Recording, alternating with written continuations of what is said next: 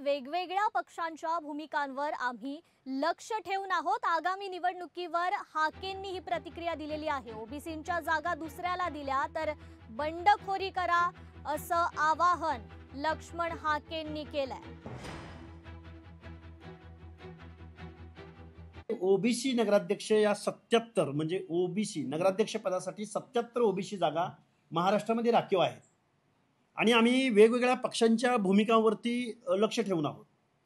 77 नगराध्यक्षांपैकी मूळ ओबीसींना किती पक्ष तिकीट देत आहेत याकडे आम्ही बारकाईने लक्ष ठेवून आहोत।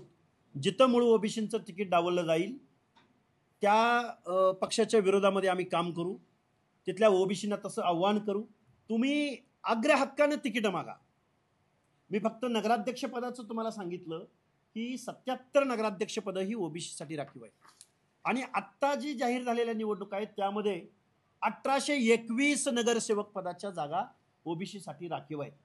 इथं जर तुम्हाला तिकीट दिलं जाणार नसेल तुमच्या पक्षाकडून तर तुम्ही काय त्या पक्षाचे फक्त झेंडे लावायला आहात का?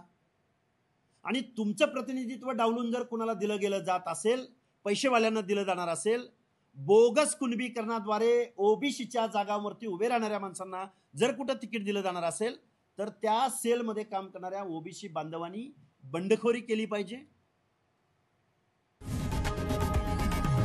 लोकशाही मराठी ऐका, पहा, जागरूक रहा।